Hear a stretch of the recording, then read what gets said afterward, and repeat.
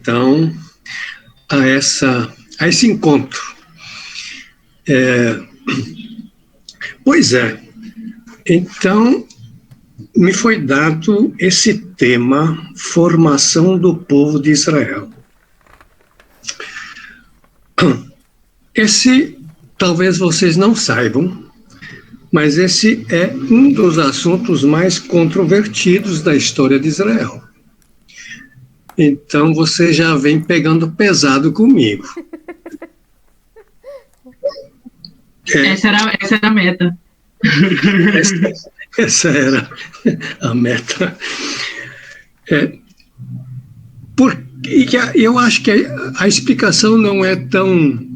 Quer dizer, o motivo de ser um dos temas mais controvertidos não é tão distante e dá para entender.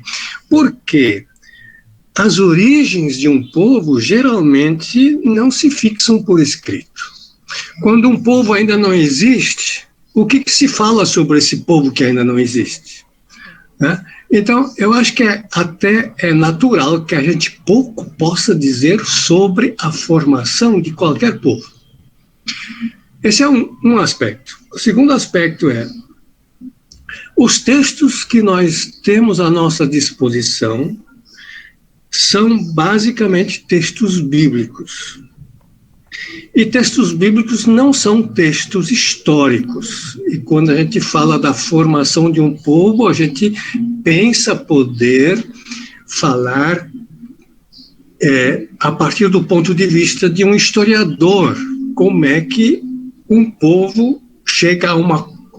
ou como grupos populacionais chegam a uma coesão tal que se podem auto-identificar-se como povo. E o olhar do historiador é o que vocês estão exigindo de mim quando vocês pedem esse tema, a formação do povo de Israel. O olhar do historiador tem um referencial próprio. Ele não é o referencial do teólogo, não é o referencial do biblista, né? É um referencial que, por exemplo, não permite que a gente diga que alguma coisa aconteceu por causa da vontade de Deus. O historiador não pode trabalhar com essa dimensão do extraordinário. Ele deve poder entender os fatos de acordo com causa e efeito e dentro de um contexto social, político, antropológico. Bom, essas são as dificuldades. Em todo caso, quem quer falar sobre a formação do povo de Israel deve ter o referencial da disciplina da história, deve saber um pouco sobre arqueologia, porque não só temos textos escritos, mas temos textos arqueológicos, temos evidências arqueológicas que não são textos escritos. Então, e deve ser um bom exegeta para poder ler os textos de acordo com a sua intenção, né? Ou seja, os textos bíblicos são testemunhos da fé de um povo que também falam sobre a sua história, mas não são atas de eventos feitas na hora de um acontecimento. São geralmente visões do olhar da fé na retrospectiva de coisas que aconteceram no passado. Eu vou tentar fazer isso. Não sei se eu vou conseguir, né? Eu começo com o testemunho bíblico. O que a Bíblia nos diz a respeito da formação do povo de Israel? Bom, a Bíblia vocês conhecem. Ela fala dos pais e das mães de Israel. Ou seja, antes de existir o povo de Israel, havia os patriarcas e as matriarcas que viviam na Palestina, perambulavam pela Palestina, eram seminômades. Abraão, Isaac e Jacó, com suas famílias. Jacó agora é pai de 12 filhos e uma filha, como nós já vimos, e esses filhos foram parar no Egito. e das 70 pessoas que migraram no Egito por ocasião de uma fome, se tornou um grande povo, um povo muito grande que até o faraó teve medo de que eles pudessem fazer uma revolução no Egito.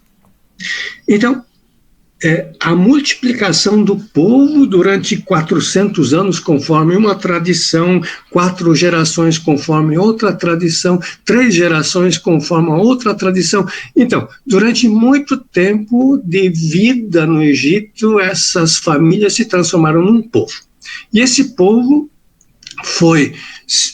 então, fugiu de um sistema de opressão egípcio, ficou 40 anos no deserto e chegou à Terra Prometida, onde o povo chegou como se fora um exército formado, treinado, sob a liderança de Josué, atravessaram o Jordão, entraram na Palestina, na Terra Prometida, conquistaram a cidade de Jericó, de Ai, e depois conquistaram uma coalizão de reis no sul e uma coalizão de reis no norte, e ocuparam tudo aquilo que se conhece por Palestina.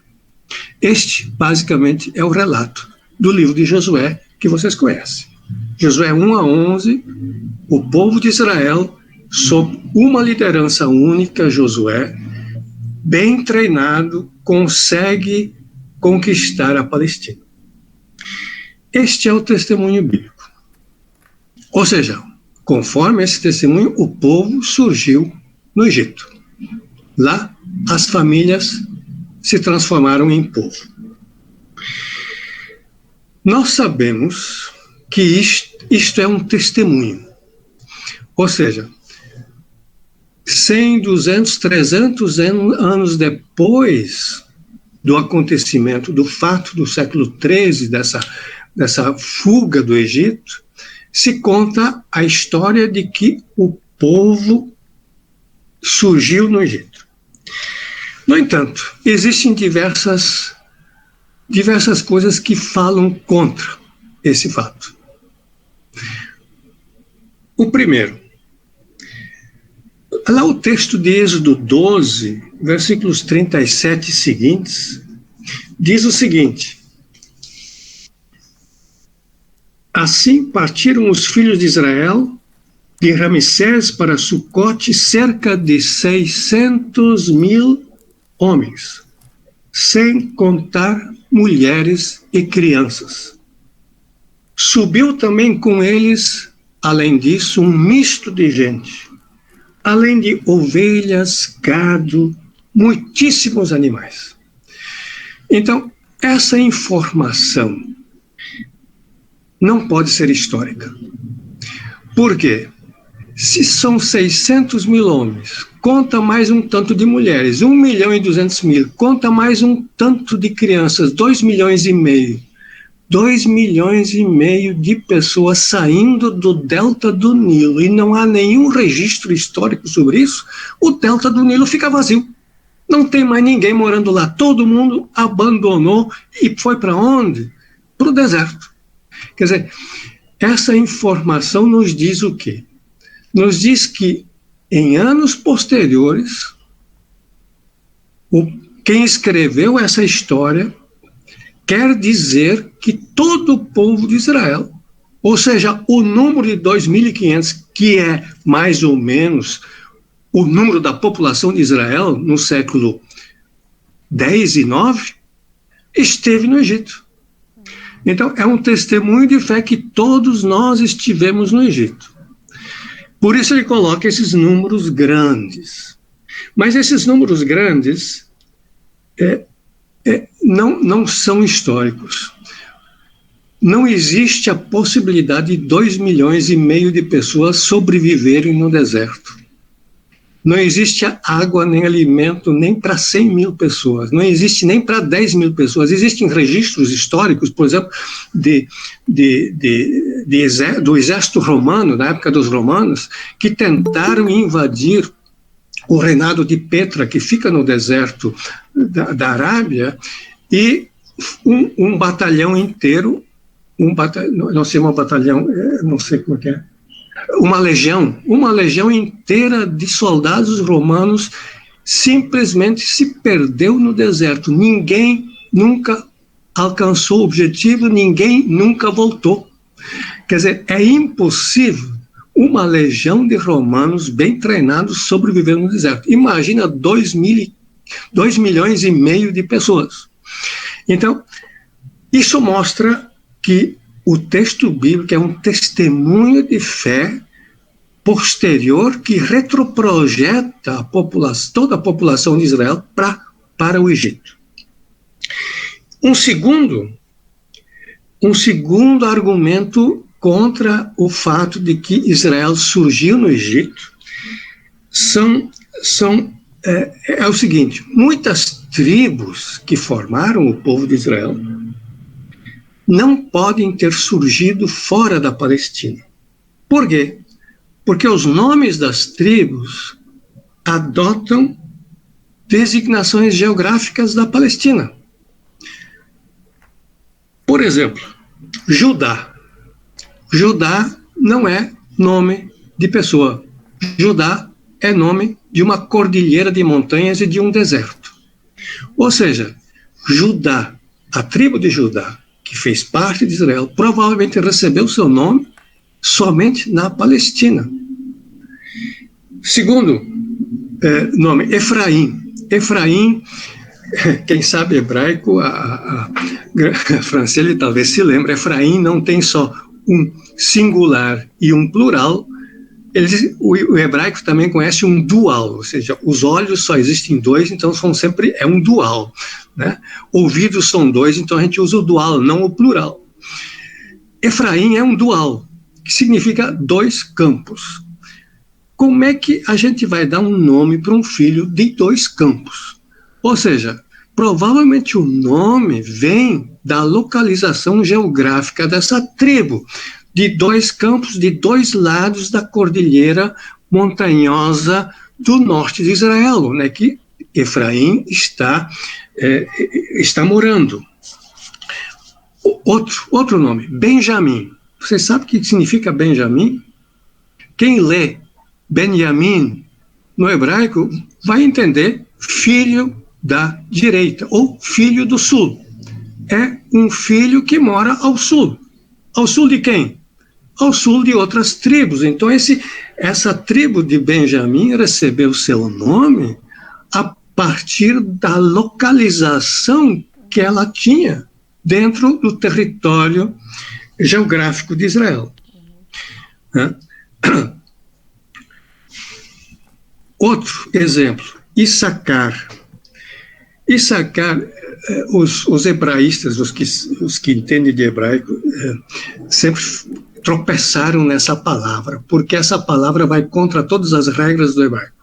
Essa palavra usa 2 vezes a mesma consoante. E no hebraico a gente não usa 2 vezes a mesma consoante, a gente simplesmente bota um ponto no meio e assim reduplica a consoante, quer dizer, não se escreve 2 S's, se escreve um S e coloca um ponto no meio. Agora, Issacar é a única palavra hebraica que tem 2 S's seguidos, Issacar. Então, o pessoal fica vendo por que isso acontece. E a solução que a gente encontrou é que, na verdade, Issacar é a conflação, o ajuntamento, a reunião de 2 palavras. A primeira palavra é is e a segunda palavra é sacar. Ou seja, is significa homem, sacar significa salário, ou Issacar significa assalariado. Ou seja, Issacar é uma tribo que originalmente foi formada de pessoas assalariadas. E a localização dessa tribo dá uma ideia, porque ela está localizada em torno da cidade de Siquém, que é uma cidade que foi destruída pelos egípcios e que teve que ser reconstruída na época, no século XIII. Então, Issacar provavelmente não é nome de gente, mas é designação social de pessoas assalariadas. E assim vai. Então, se vocês lerem sobre Issacar, só por curiosidade, se vocês lerem o Gênesis 49, que é um relato sobre todas as tribos, vocês vão ler sobre Issacar o seguinte.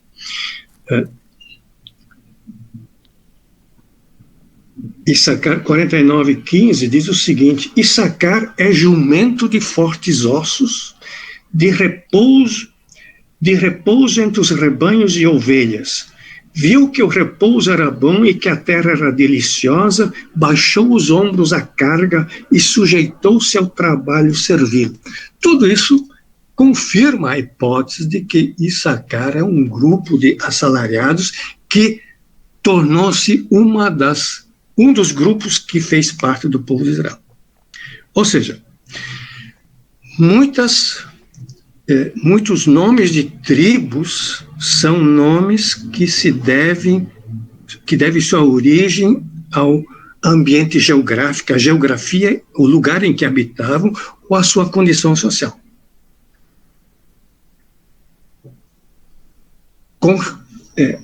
Agora eu preciso desconstruir um pouco aquilo que vocês estão acostumados a ler. Eu já falei isso na última vez, que as sagas contam histórias de grupos de pessoas como se fossem parte de uma família. Eu mencionei a saga de Esaú e Jacó. Esaú representando os agricultores, não, Esaú e Jacó não. Caim e Abel. Caim e Abel. Caim representando os agricultores e Abel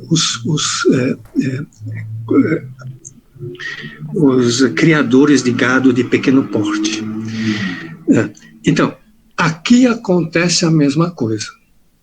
À medida que esses diversos grupos se sentiram coesos, se sentiram afins, tendo uma experiência mais ou menos parecida, eles se consideravam irmãos.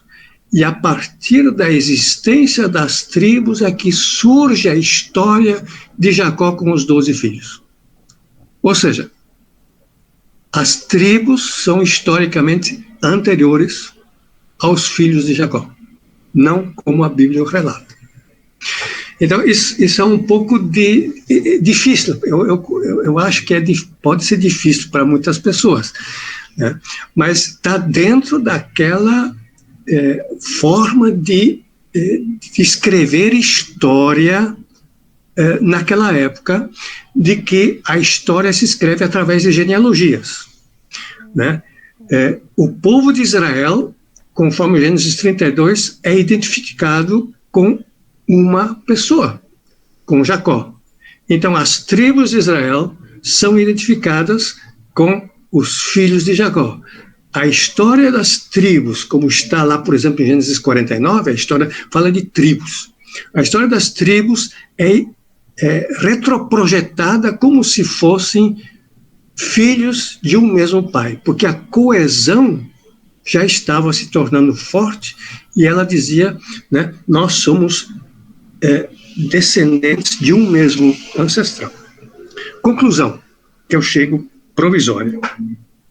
O povo de Israel não se forma no Egito, o povo de Israel se forma como povo somente na Palestina, a partir de diversos grupos que tiveram experiências distintas.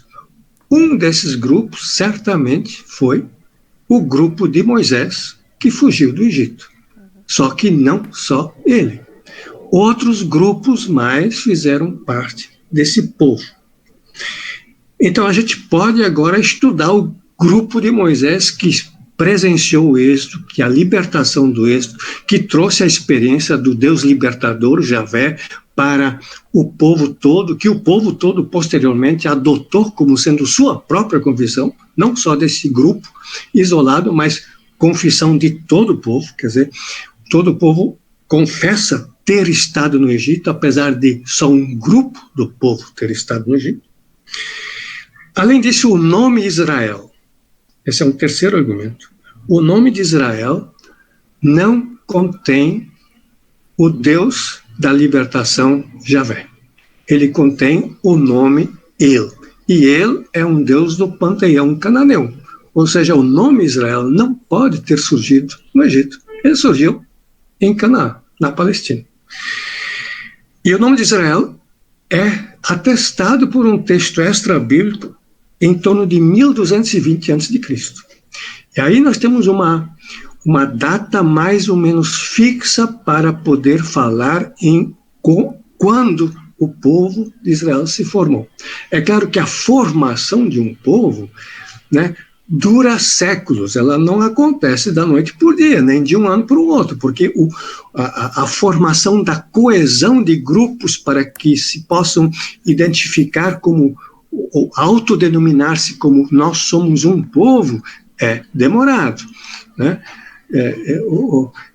Alguns antropólogos dizem que o povo brasileiro ainda está em formação, ainda não somos um povo. Nós temos diversos elementos que fazem parte de um povo que está em formação. Pronto. Agora, isso aí foi tudo introdução. A pergunta era como se forma o povo de Israel. Se ele não se formou no Egito, ele se formou na Palestina, como que ele se formou na Palestina? E agora eu queria apresentar as 4 teses que tentam explicar a formação do povo na Palestina. E no fim dessas 4 teses, eu vou colocar a minha.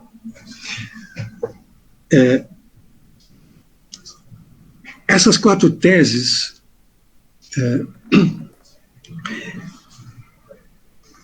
bom, eu apresento elas e vou dizer, enquanto eu apresento, vou dizer os prós e os contras de cada uma delas.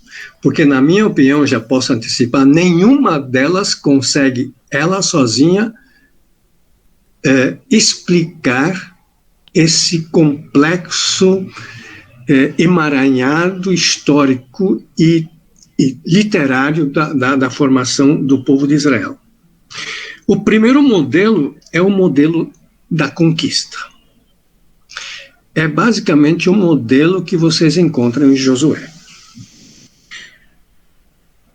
Em torno da segunda metade do século XIII, ou seja, 1250 a.C., sob a liderança de um único líder, Josué, tribos que vêm do deserto invadem em formação bélica a Palestina e ocupam a Palestina através de combates violentos e através de conquista de cidades como Jericó e Ai, que estão relatados, esses relatos estão lá em Josué 1-12 e lá em Números 21 seguintes. Ou seja, essa tese pressupõe um grupo grande, bem preparado, belicamente e armado, que invade e conquista.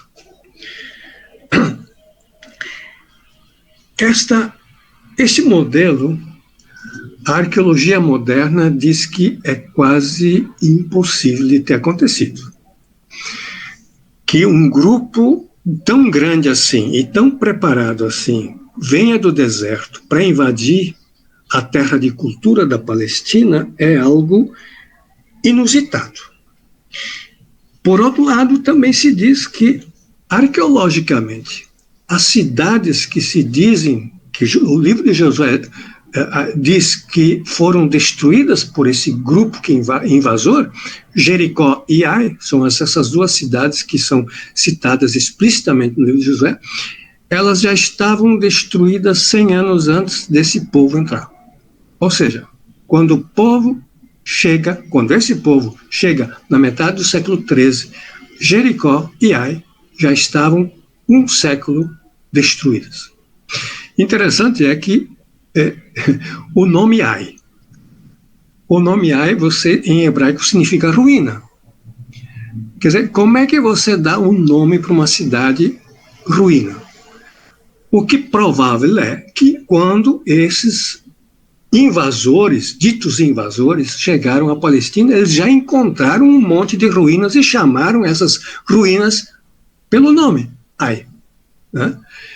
E as histórias que foram contadas são etiologias, ou seja, elas são histórias, a conquista de Jericó e a conquista de Ai, são histórias para explicar por que existem as ruínas de Jericó e as ruínas de Ai.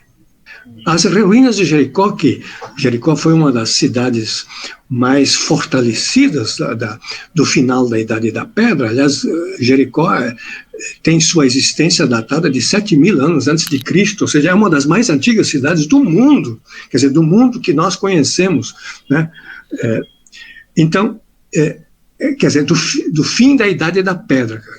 As muralhas de Jericó eram as muralhas mais grossas e densas e fortes que se conhecia. Então, isso espantou esses imigrantes que vieram de fora. Como pode alguém destruir essas muralhas? Só pode ter sido por intervenção divina, senão essas muralhas nunca teriam sido destruídas. Isso é uma etiologia, ou seja, a gente busca explicar um fato existente, que são as ruínas de Jericó e as ruínas de Ai, por um evento que está vinculado ao início da história do povo de Israel. Segundo lugar,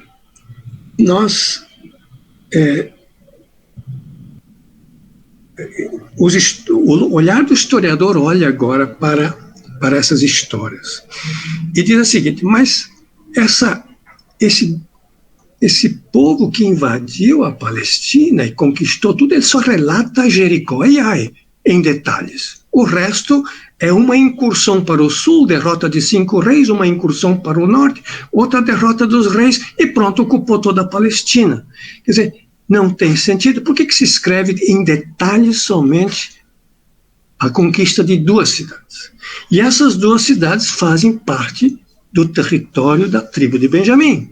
Então, resultado, provavelmente essas histórias de conquista das cidades de Jericó e Ai, que ficam no território de Benjamim, falam do testemunho dessa tribo, dessa uma tribo só, que foi depois transferida para todo o povo de Israel. E isto se confirma naquele texto que eu pedi para vocês lerem, de Juízes 1. Juízes 1 traz um relato da conquista paralelo a Josué 1-12. Em Juízes 1, vocês vão ver não um único líder, Josué, conquistando todo o território, mas vocês vão ver as tribos isoladamente conquistando o seu espaço. Né? Por exemplo, o versículo 8 diz, Juízes 1:8, os filhos de Judá pelejaram, Depois, o versículo 13, tomou, pois, Otniel. Otniel é o ancestral de uma tribo, ocupou uma outra região. Aí, versículo 21, porém os filhos de Benjamim, então aqui não é Josué, são só os benjaminitas, os membros da tribo de Benjamim, não expulsaram os jebuseus que habitavam em Jerusalém, ou seja, não conquistaram Jerusalém. A gente sabe que Jerusalém só foi conquistada por Davi depois. E a partir do versículo 27, a tribo de Manassés não expulsou os habitantes de Bet-Sean, de Taanac, e assim vai relacionando as cidades não conquistadas. Efraim não conquistou Gezer, Sebulão não conquistou, e assim vai. Essa relação negativa de conquistas negativas, aquilo que não foi conquistado, mostra 2 coisas. Em primeiro lugar, não há uma liderança única, mas cada tribo por si busca conquistar um espaço. E esse espaço é um espaço entre as cidades. As tribos não conquistam as cidades cananeias, mas procuram um espaço vazio entre as cidades.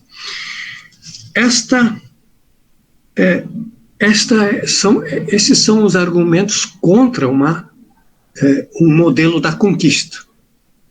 Então, Ou seja, não existiu um exército bem treinado e armado sob uma liderança que conquistou toda a Palestina, futuro lugar de moradia de Israel, mas as tribos, por sua conta, conquistaram espaços vazios entre as cidades cananeias que eram muito fortes para serem conquistadas por esses invasores. E a partir daí se constrói o segundo modelo. É o modelo da imigração ou da infiltração. Esse modelo exatamente diz o seguinte: pessoas, grupos populacionais vindos de fora, ocupam os espaços vazios entre as cidades cananeias muito bem fortalecidas e muito bem armadas, e num primeiro momento essa infiltração, essa imigração foi totalmente pacífica. Não houve conflitos, né? Pode haver conflitos num segundo momento, quando os agricultores e os criadores de gado entram em conflito com as cidades-estado, mas num primeiro momento não houve. E isso combina com um grupo de textos bíblicos que nós chamamos de os textos dos grupos das famílias patriarcais. Os relatos dos patriarcas e das matriarcas, os pais e as mães de Israel. Como é que eles viviam? Eles viviam entre as cidades cananeias, né, criando gado de pequeno corte, procurando fazer um convênio, um contrato com os reis das cidades-estado para poderem fazer um pouco de agricultura num lugar. Às vezes dava certo, às vezes não dava certo, às vezes se brigavam por poços d'água. Vocês se lembram, o Gênesis 26, a história de Isaac, lá que faz um acordo com Abimeleque para poder produzir produtos agrícolas, mas não dá certo, e coisa assim, depois ele tem que ir embora. Então, esses grupos seminômados que migram de uma parte a outra com suas cabras e suas ovelhas, procurando, né, um lugar para se assentar. Então, essa teoria diz que aos poucos esses grupos patriarcais, essas famílias grandes, esses clãs, seminômados se tornaram sedentárias, e esses são a base do futuro povo de Israel. E, de fato, argumento que fala a favor desse modelo, por exemplo, está em Deuteronômio 26, aquilo que nós chamamos de o credo histórico. Deuteronômio 26 diz o seguinte: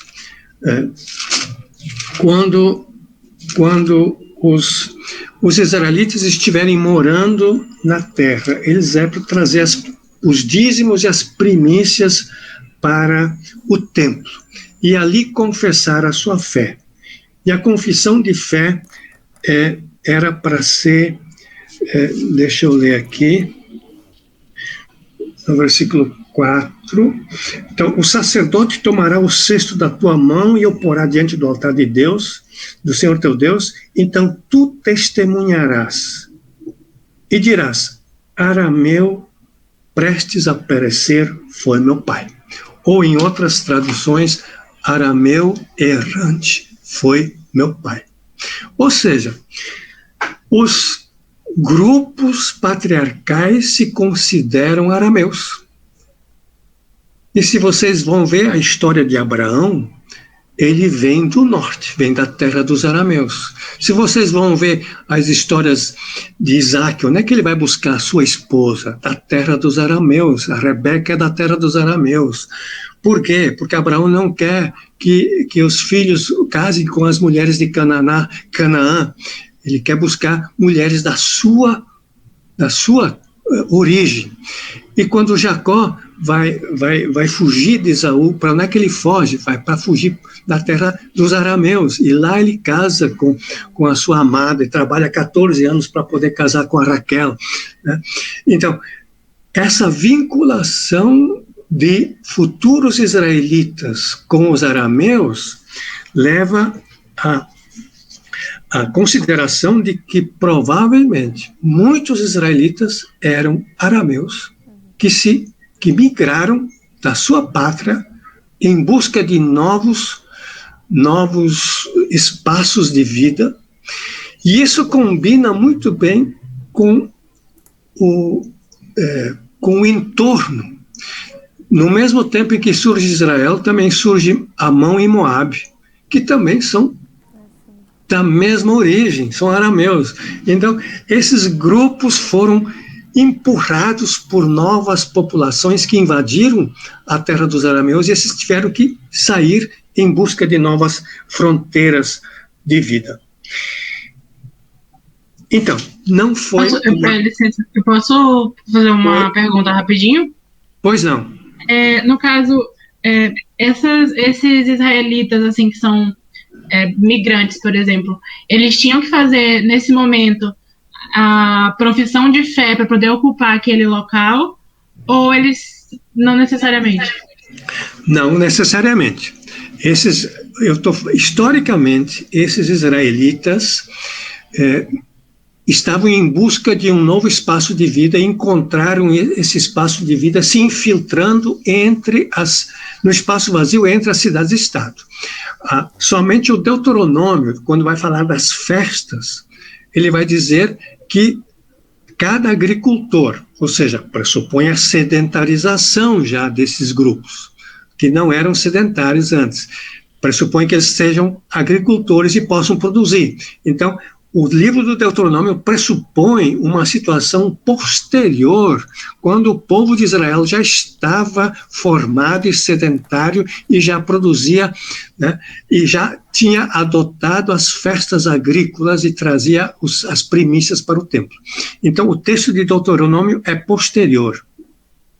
Eu não sei se eu respondi a pergunta. Respondeu sim. Obrigado. Ok. Então, vimos dois modelos, o modelo da conquista e o modelo da imigração. Vocês já estão vendo que eu sou mais favorável ao modelo da imigração, também por ser um modelo mais pacífico e não tão violento, né? E por condizer melhor com os textos bíblicos. Ele combina mais com os textos bíblicos do que o modelo da conquista. O terceiro modelo é o modelo da revolução. É um modelo mais recente, né, vinculado a pesquisadores como Mendenhall e Gottwald dos Estados Unidos. Esse modelo parte não de textos bíblicos, mas de textos extra-bíblicos. Vocês talvez já ouviram falar que nos textos de Amarna. Amarna é um lugar no Egito, que foi descoberto. Lá foram descobertas milhares de cartas. E muitas essas cartas são do século XIV, ou seja, entre 1400 e 1350, na época dos faraós Amenófis IV e Amenófis III. E essas cartas são documentos, são cartas que dinastas das cidades cananeias escreviam para o rei do Egito, falando de suas necessidades e preocupações. Porque nessa época toda a Palestina estava subordinada ao poder hegemônico do Egito. Então, qualquer problema eles tinham que relatar para o seu superior. Então, muitas dessas cartas falam dos pequenos reis das cidades-estado, né? O rei de Megiddo, o rei de Jerusalém. Jerusalém tinha um rei, Jerusalém é bem mais antiga do que o próprio povo de Israel. Jerusalém, ou de Siquém, ou de Gezer. Então, todas essas cidades cananeias, que formavam um grupo de cidades com sistema feudal, esses dinastas escreviam das suas preocupações para o rei do Egito, e essas cartas foram encontradas naquele lugar, né, que era um tipo de arquivo real do Egito. A partir da análise dessas cartas, que são muito interessantes, né, existem já algumas delas publicadas em português, que é muito interessante. O que nessas cartas transparece como era a situação na Palestina 100 anos antes da formação do povo de Israel. Ou seja, 1350, a época de Amarna, e 1250, o início da formação do povo de Israel, 100 anos antes. E essas cartas mostram que as cidades cananeias estavam em constante competição, em constante guerrilha também, guerra. Né? Um quer ocupar o território do outro, e assim por diante. Um quer ocupar as vias terrestres para cobrar imposto, e assim vai. E essas cidades produziam muitos fugitivos, que não se enquadravam dentro do sistema feudal. Eram gente endividada, era gente que era perseguida, era gente que era expulso do exército, era gente que empobrecia e não tinha como sobreviver. E esses grupos de fugitivos do sistema feudal das cidades cananeias, o Gottwald chama esses fora da lei, fora do sistema, esses párias, né, fora do sistema, eles recebem um nome. Eles recebem, em língua acádica, o nome de Hapiru. E são as mesmas letras da qual se forma a palavra hebraica hebreu. Os hebreus, originalmente, o termo hebreu originalmente não é um termo étnico, é um termo sociológico. Significa os párias da sociedade feudal cananeia. Então, a partir desses textos extrabíblicos e esse termo Hapiru, que é um termo acádico, mas ele aparece também em textos egípcios, só que com outro nome. O nome egípcio é Shozu ou Shazu. Bom, não interessa agora o termo. Em todo caso, esses grupos podiam vender se reuniam e vendiam a sua força de trabalho para quem pagava mais, né? Então, eles podiam ser mercenários no exército de uma cidade para atacar outra. Eles podiam ser construtores para reconstruir uma cidade destruída por uma outra cidade, por uma cidade inimiga. E essas cartas mostram, né, que esses Hapiru eram pessoas insolentes e chatas, que eles atacavam as cidades e coisas assim. E o modelo da revolução tem a seguinte hipótese. Esses Hapiru se uniram e se rebelaram e derrotaram o sistema feudal das cidades cananeias. Formaram, então, um novo povo que conscientemente era para ser um povo alternativo, estabelecer um sistema socio-religioso em oposição ao sistema cananeu. A ideia é brilhante, a ideia é muito, muito bonita, mas ela também é idealizada, né? Um povo não surge do ideal, nós queremos ser agora um povo que é diferente dos outros, né? E essa idealização é o fraco dessa teoria da revolução. Verdade é que grupos de dentro da Palestina, grupos da periferia da Palestina, fizeram parte do posterior povo de Israel. Nós temos um exemplo bíblico que eu acho muito sensacional, desse grupo de Hapiru, né, o Davi, por exemplo. 100 anos mais tarde, o Davi consegue reunir um grupo de Hapiru. Isso está em 1 Samuel 22, versículos 1 e 2. E lá diz o seguinte: Davi retirou-se e se refugiou na caverna de Adulão. Quando ouviram isso, seus irmãos e toda a casa de seu pai desceram ali para ter com ele. E agora bem, e ajuntaram-se a ele todos os homens que se achavam em aperto, e todo homem endividado, e todos os amargurados de espírito. E ele se fez chefe deles, e eram com ele uns 400 homens. Essa informação, que não pode ser inventada, a não ser o número 400, que é um número, né, simbólico, mas gente pobre, endividada, que não tinha mais nenhum sentido na vida, se reuniu para trabalhar para um homem. É um grupo de mercenários, tipicamente daqueles que se encontram, né, que são mencionados nas cartas de Amarna, ou seja, tipicamente hebreus, né, que procuram trabalho para poder se sobreviver, né? E a gente sabe depois o que o Davi fez com esses seus 400 homens, esses seus mercenários. Ele vendia o quê? Segurança para os grandes proprietários de terra. Ele vendia segurança e era o início da máfia, que a gente pode ver aqui, né? Vender proteção e segurança. Bom,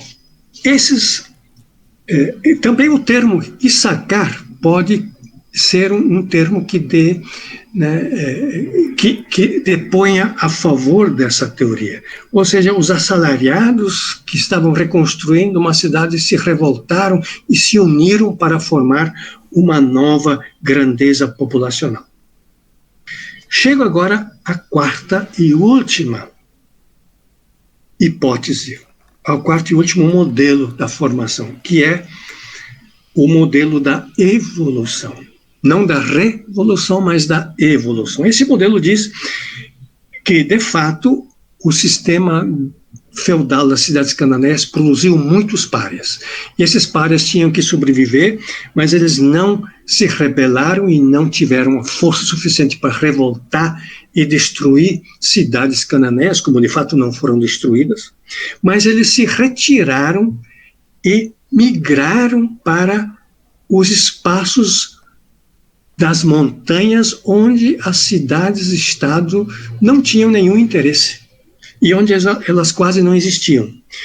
E essa fuga do sistema para as montanhas foi propiciada com algumas inovações tecnológicas da época. Por exemplo, a invenção do ferro. A invenção do ferro começa em torno do ano de 1200 e com o ferro você pode derrubar árvores e pode construir cisternas. Você pode,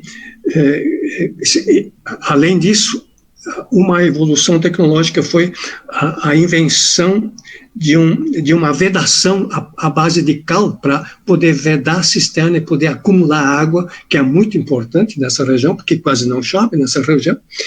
E por fim, a técnica como é que se chama? Das terraças, a formação de terraça. Então, com a formação de terraça, você pode também nas montanhas fazer uma espécie de produção agrícola. Então, com isto, se torna possível que pessoas de dentro da Palestina possam ser grupos que sejam elementos para formar o futuro povo de Israel. Resumindo,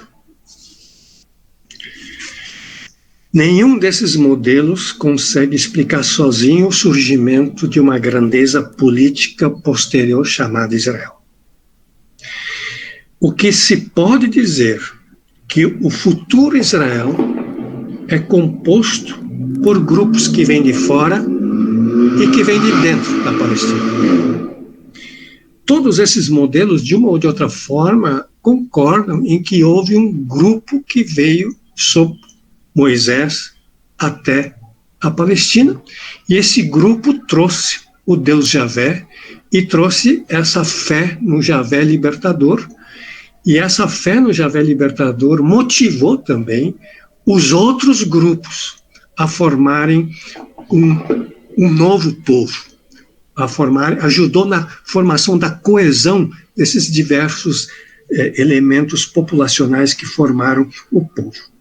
Um outro grupo que veio de fora são os grupos dos migrantes arameus, que fugiram de sua pátria, tiveram que abandonar sua pátria à busca de novos espaços de vida e encontraram esses espaços de vida nos espaços vazios entre as cidades cananeias muito bem protegidas. O próprio texto bíblico afirma isto, né?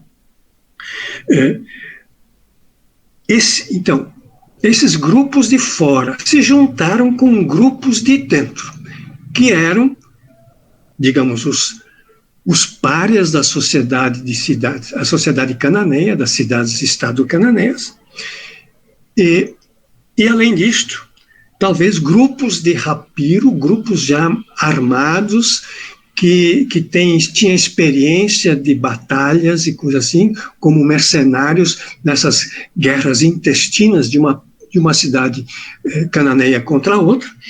E esses 4 elementos, pelo menos, são elementos populacionais que se uniram estrategicamente para formar um novo povo.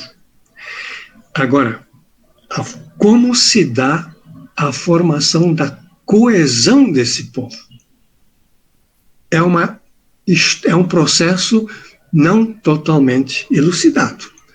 A gente sabe que o processo de coesão demora. A gente não é de um ano para o outro que a gente diz, nós dois somos do mesmo povo, nós nos entendemos bem, nós somos como que irmãos, vamos trabalhar em conjunto, vamos fazer uma sociedade coletiva. Isso não acontece de um ano para o outro.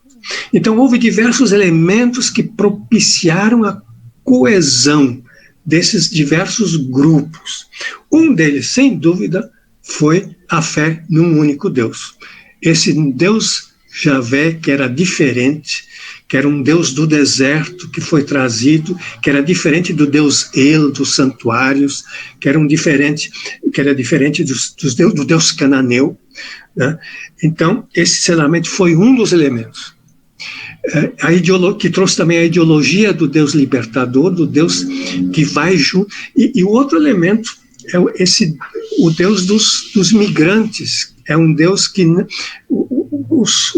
as histórias dos pais e das mães de Israel falam de um Deus que caminha junto com o povo. Não é um Deus que se procura nos santuários, mas é um Deus que eu estarei contigo onde tu estiveres, onde tu fores eu estarei contigo. Quer dizer, esse Deus migrante que não se prende à cidade, que não se prende a edifícios, que não se prende a templos, foi um outro elemento agregador dentro da formação desse povo.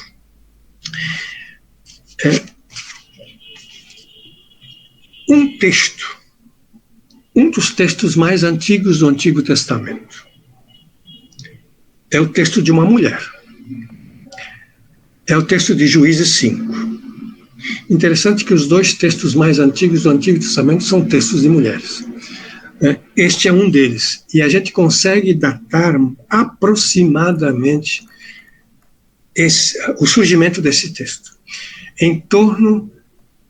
No final, quer dizer, em torno de 1150, a gente consegue datar essa batalha, que é relatada e cantada em Juízes 5, e esse texto está muito próximo dessa batalha, e a linguística, isso agora não dá para explicar aqui, porque se você compara o hebraico desse texto com o hebraico de outros textos, digamos de Juízes 6, se compara os 2 textos, um capítulo com o outro, você vai notar que é uma língua diferente. Tudo é hebraico, mas é uma língua diferente.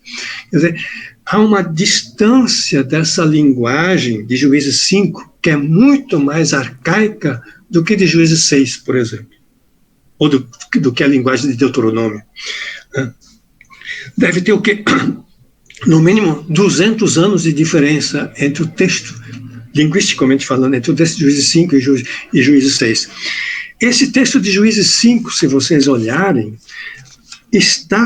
ele é um retrato desse processo paulatino de coalizão das diversas tribos, ou dos diversos grupos de tribos, na direção de um povo coeso. Por exemplo, Juízes 5 o contexto é de um conflito bélico com com uma coalizão de reis que vai lutar contra Israel. E a batalha final se dá no vale de Jezreel. E os israelitas ganharam a batalha. E esse é o canto, e a Débora então canta essa vitória em honra e glória ao Deus Javé. E nesse canto de vitória da Débora, são mencionadas as diversas tribos que participaram dessa vitória e as tribos que se recusaram a participar. E também fica claro as tribos que não constam desse relato. Por exemplo, o versículo 14 vai dizer que Efraim participou, Benjamim participou, Maquir, ou seja, Manassés, participou, Zebulon participou, Isacar participou. Agora, versículo 15, entre as facções de Ruben, que é uma outra tribo, houve grande discussão. E de tanto discutir, eles deixaram de acorrer ao pedido e não foram para a guerra. Versículo 16. Gileade, outra tribo, outro grupo populacional, ficou da além do Jordão. E Dan se deteve junto aos navios, quer dizer, ficou trabalhando nos navios e não foi ajudar as outras tribos. Também, o mesmo versículo, Azer se assentou nas costas do mar e repousou nas suas baías. Em vez de atender o pedido das tribos, ficou descansando. Agora, versículo 18, Zebulão é povo que expôs sua vida à morte. Zebulão participou da batalha com vigor, né? Como também Naftali, né? Então, vieram e daí aconteceu a batalha, e pronto, e por milagre divino, que eles atribuem a Deus essa vitória. Porque eles, como moradores das montanhas, derrotaram um exército formado com carros de guerra e cavalos de guerra. Chama a atenção, Judá, por exemplo, nem é mencionado. Para este grupo, o que nós depreendemos, então, desse cântico? Existe um certo senso de coesão entre algumas tribos do norte de Israel, que são as tribos mencionadas aqui no Cântico de Débora. Existe uma sensação de coesão, mas essa coesão ainda não é tão forte que todos se acham obrigados, constrangidos a participar de um acontecimento comum. Agora, não se menciona Judá, que fica ao sul de Jerusalém, fica no Negev, na parte mais pobre. Simeão e Judá ficam ao sul de Jerusalém, né? E elas não são mencionadas, quer dizer, não se espera deles a participação.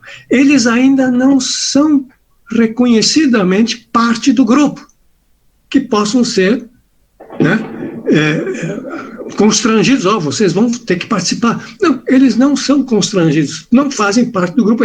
Ou seja, nós temos aqui, em 1150, uma visão de que o processo de coesão das tribos para formar um povo está em franco processo. Ainda não existe.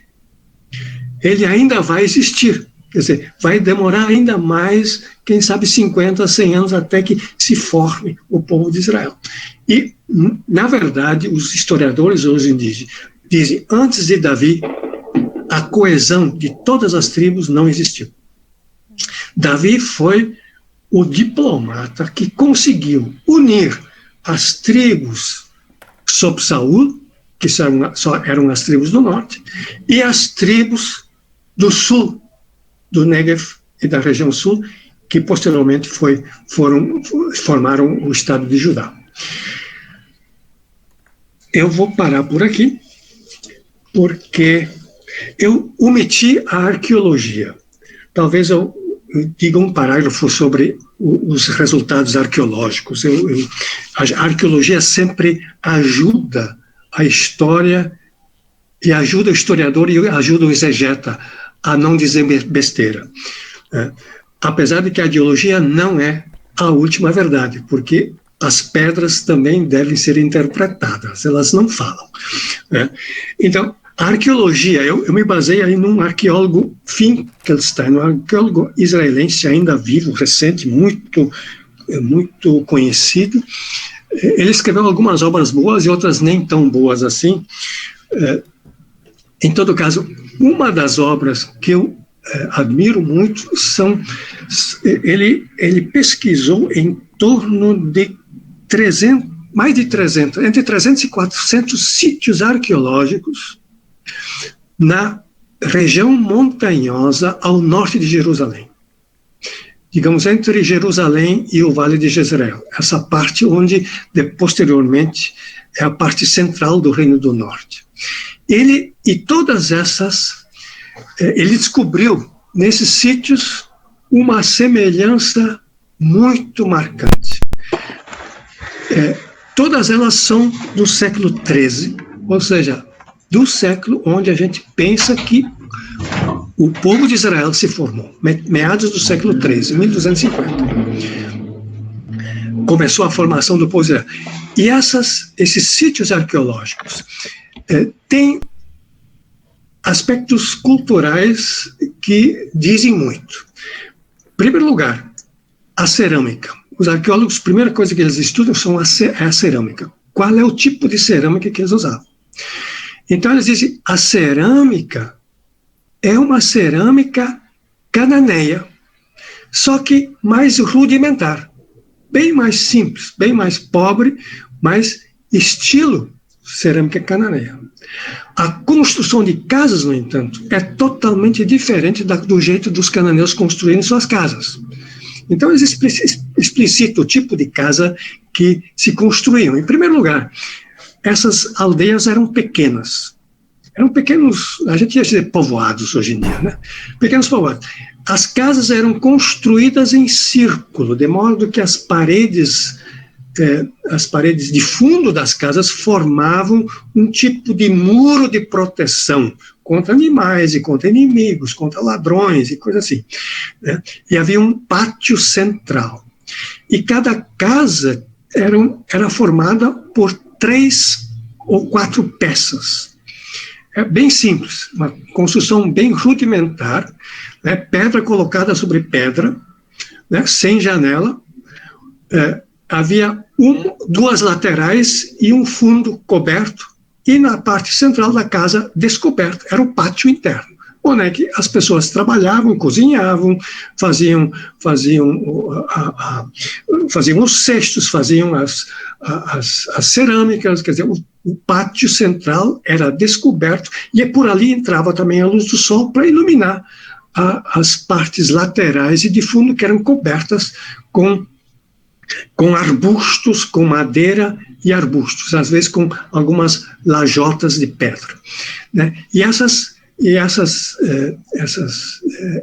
coberturas eram sustentadas por paliçadas,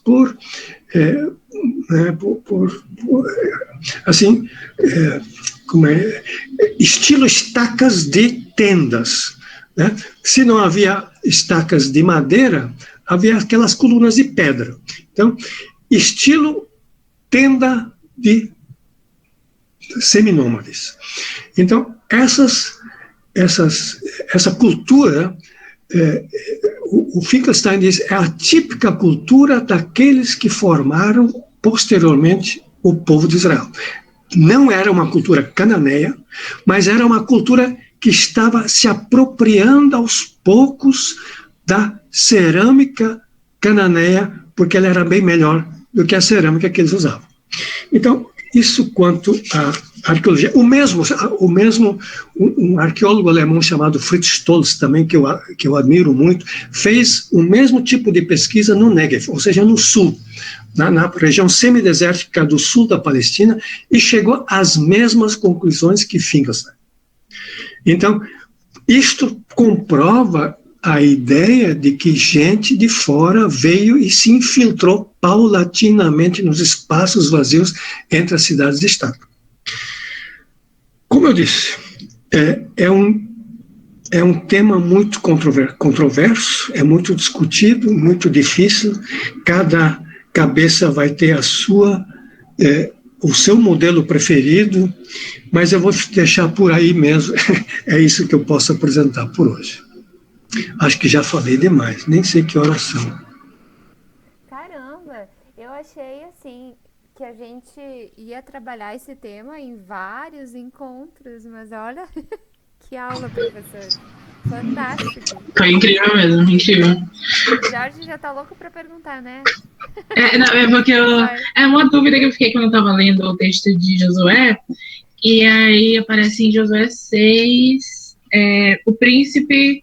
Não, Josué 5, perdão, do 13 ao 15, que é o príncipe do exército de Deus.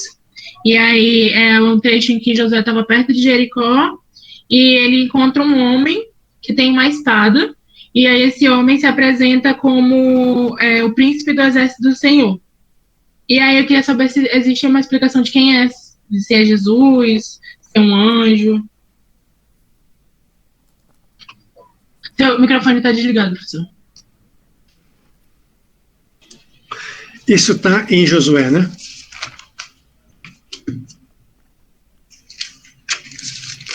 Josué, isso é antes da conquista de Jericó, eu acho, né?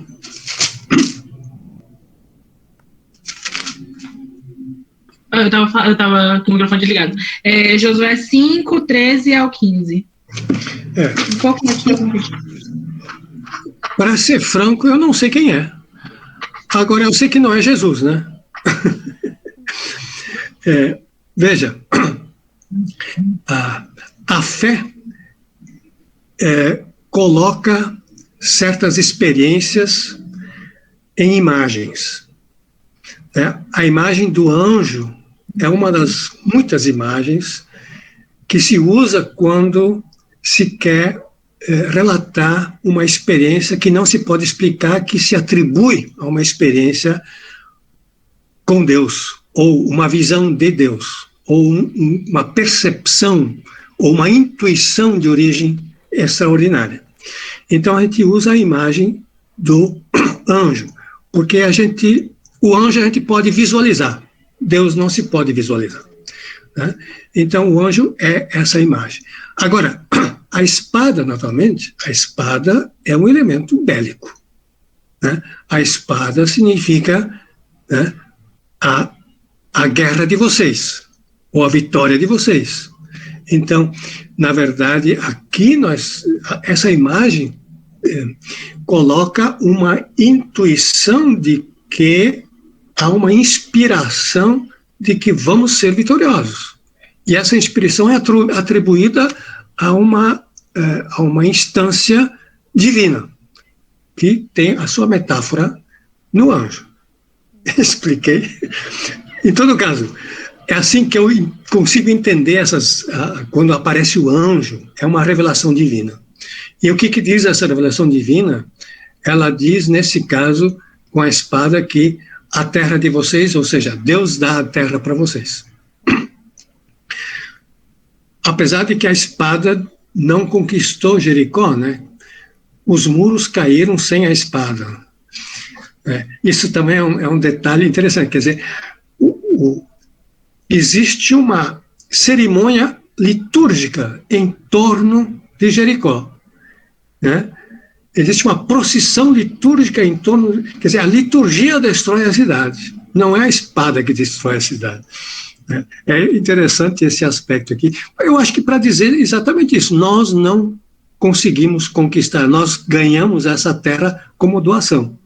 Nós não conseguimos conquistar essa terra. Se fosse para conquistar, nós não o teríamos feito, mas ela nos foi dada.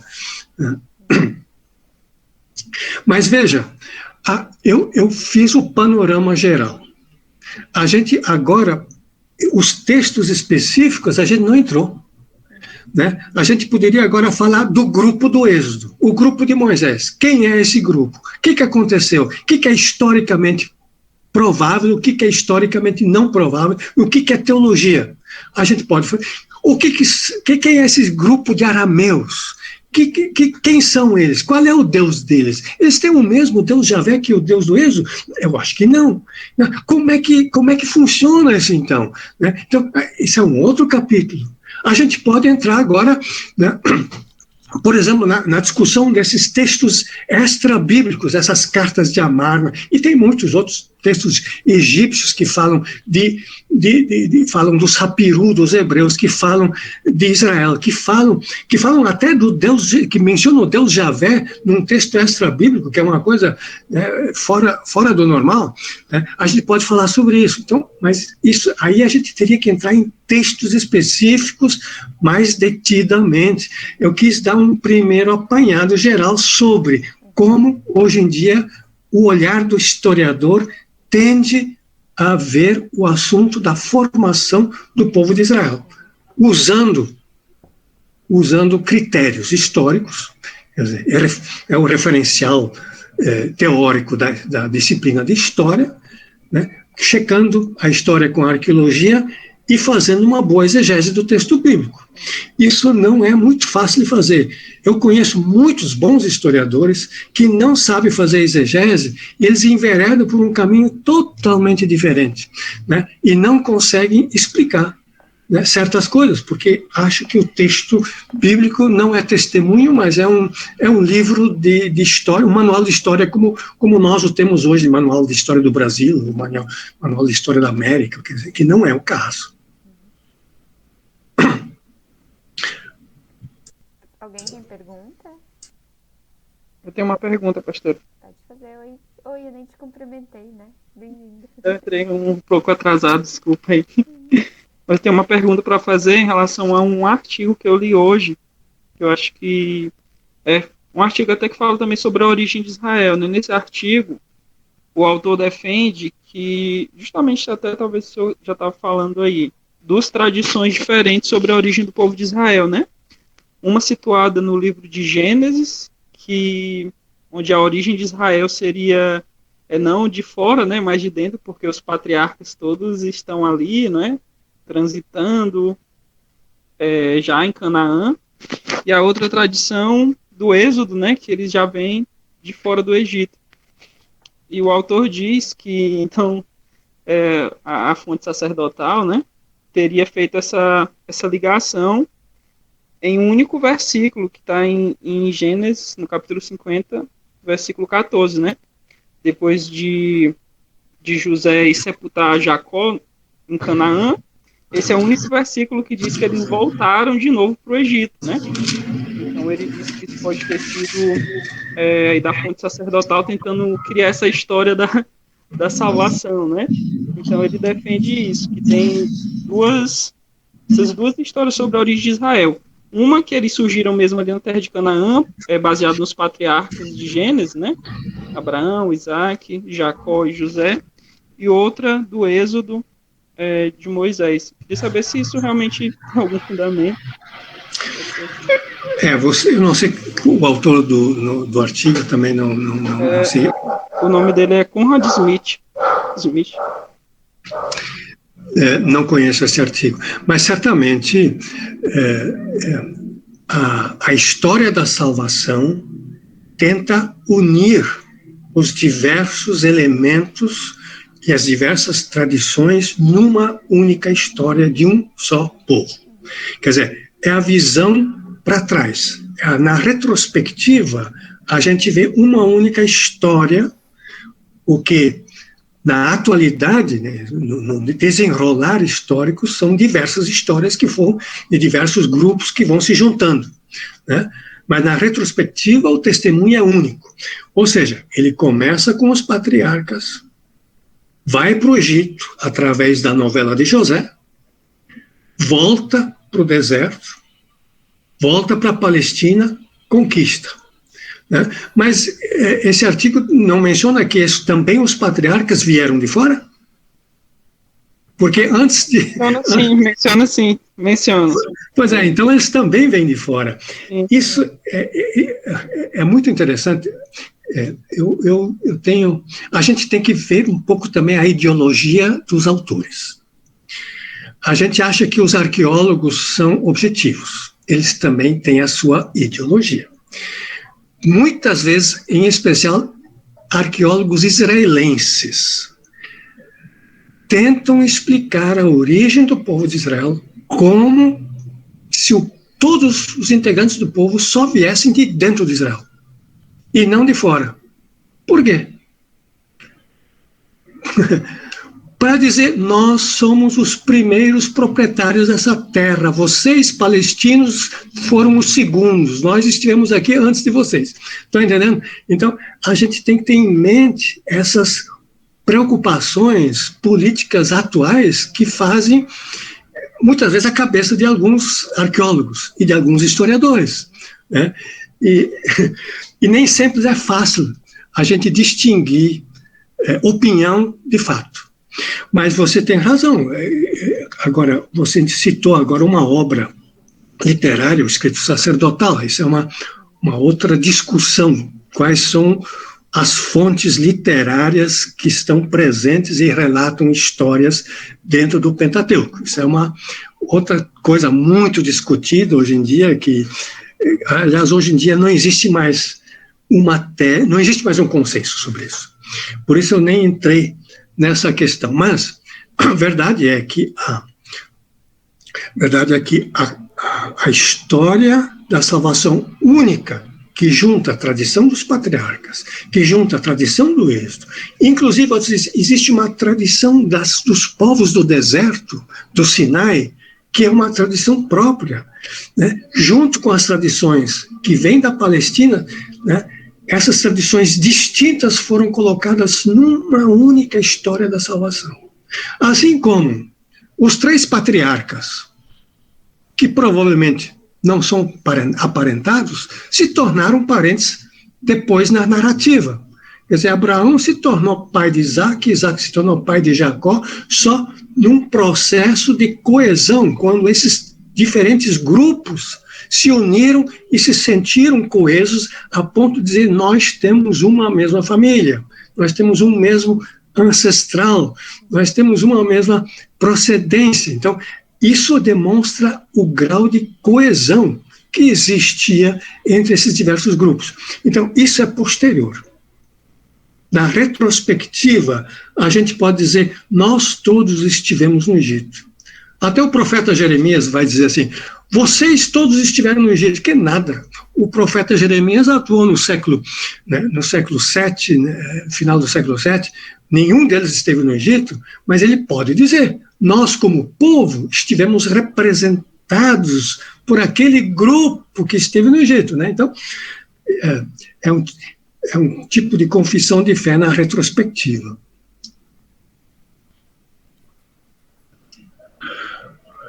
Fantástico. Alguma pergunta a mais? Senão eu tenho.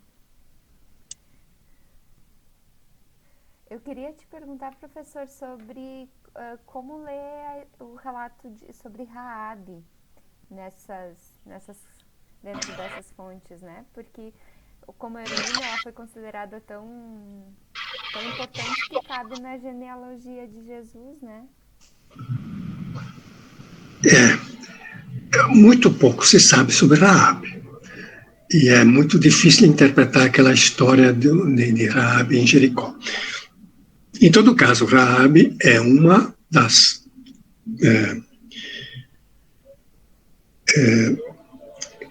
dos grupos que são da Palestina, são de ambiente urbano, que se coligaram com Israel.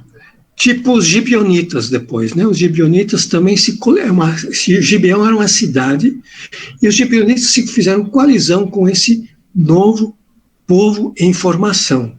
Então, agora, se Raabe morou em Jericó ou não, isso eu não acredito, né? Mas Raabe está ali como matriarca, vamos dizer assim, como ancestral de um grupo familiar que se tornou importante nos inícios da história de Israel, né? Se ela está vinculada a que ambiente urbano, eu não saberia dizer. Mas Jericó não pode ter sido, porque Jericó já estava destruído 100 anos antes de Israel existir. Então, muito mais, quer dizer, o ponto de vista do historiador não vai dizer muito mais que isso. Agora a gente pode entrar para a teologia, porque que ela entrou dentro do, né, da genealogia lá de Jesus. Isso é uma questão teológica, não é uma questão histórica, né?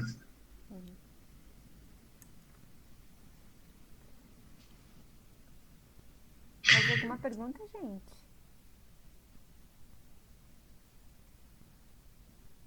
Não? Então... Oi. Olá, desculpa, eu fiquei só com a curiosidade, pastor. O senhor falou que os 2 textos mais antigos da Bíblia foram escritos por mulheres. Isso, num contexto machista, patriarcal, para mim foi muito interessante. Eu fiquei com a curiosidade de saber sobre as autoras. Eu não disse que foram escritos por mulheres, eu disse que procedem de mulheres. Em todo caso, foram... Quer dizer, o fato de falar e o fato de escrever são dois processos totalmente distintos. Né? E nós estamos, em 1150, numa cultura oral, não numa cultura escrita. A escrita como nós a conhecemos, o hebraico que nós conhecemos, não existia ainda em 1150. Né? A escrita. Né? Existia a língua. Mas a escrita consonantal, quer dizer, com 23 consoantes, com 26 letras, com alfabeto, aquilo que nós chamamos de o alfabeto, começa a existir em 1200. E só aos poucos vai ser introduzido dentro de Israel. Por isso, a gente tem que distinguir entre se foi escrito ou foi falado, cantado. No caso aqui, foi cantado. E eu acho que o canto era uma função das mulheres. E o canto aparece. Quais são os cantos mais antigos que nós temos? São cantos de vitórias.